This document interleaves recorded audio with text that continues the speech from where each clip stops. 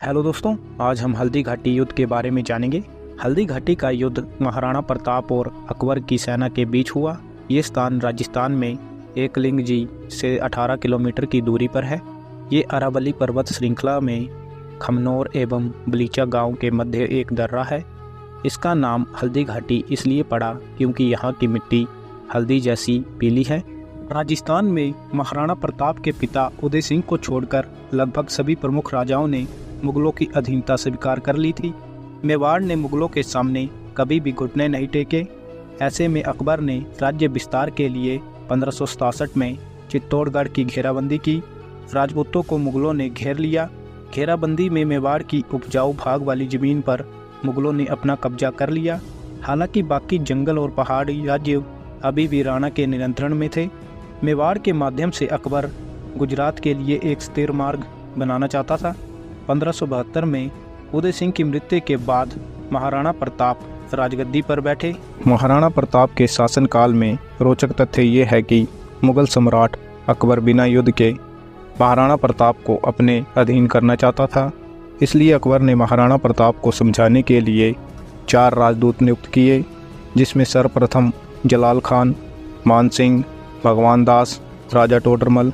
इन सभी ने महाराणा प्रताप को अकबर की अधीनता स्वीकार करने के लिए कहा, लेकिन महाराणा प्रताप ने मुगलों की अधीनता स्वीकार करने से मना कर दिया, जिसका परिणाम ये हुआ कि हल्दी घाटी का ऐतिहासिक युद्ध हुआ। इस हल्दी घाटी के युद्ध ने महाराणा प्रताप के पूरे जीवन को ही बदल दिया। हल्दी घाटी का युद्ध 18 जून 1576 को हुआ।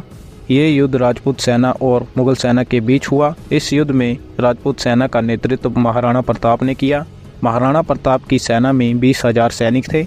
मुगल सेना का नेतृत्व अमेर के राजा मानसिंह ने किया था, जिन्होंने लगभग 80,000 लोगों की सेना की कमाल संभाली थी। ये युद्ध 3 घंटे से अधिक समय तक चला। युद्ध के समय अकबर के सेनापति मानसिंह हाथी पर बैठकर महाराणा प्रताप के सैनिकों को एक एक कर मारता जा रहा था।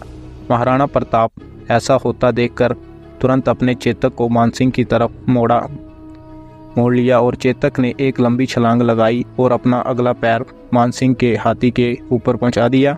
महाराणा प्रताप ने अपने भाले से एक भयंकर प्रहार किया।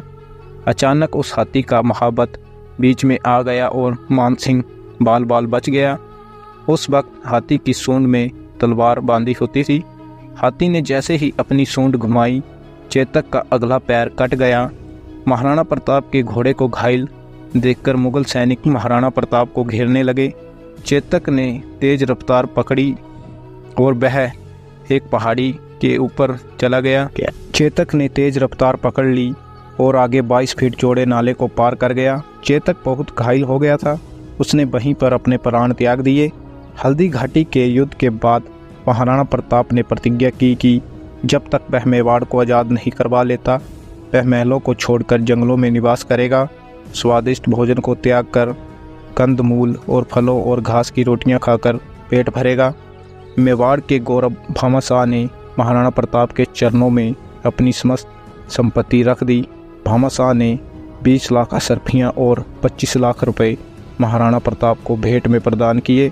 महाराणा इस प्रचुर संपत्ति से पुनः सेना संगठन में लग गए। महाराणा ने अपने सैन्य बल का पुनः गठन किया। महाराणा प्रताप ने मुगलों के कब्जे वाले क्षेत्रों में हमला किया और 36 मुगल चौकियों पर कब्जा कर लिया।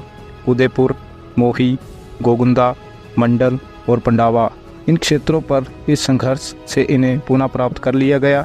महाराणा प्रताप चित्तौड़गढ़ के आसपास वाले क्षेत्रों पर कब्जा करने में सक्षम था, लेकिन चित्तौड़गढ़ पर कब्जा करने का अपना सपना पूरा नहीं कर सका। मृत्यु। महाराणा प्रताप की मृत्यु 56 वर्ष की आयु में 19 जनवरी 1597 को चावड़ में एक शिकार दुर्घटना में लगी चोटों के कारण महाराणा प्रताप की मृत्यु हो गई। वह एक महान वीर योद्धा, महापराक्रमी राजा थे।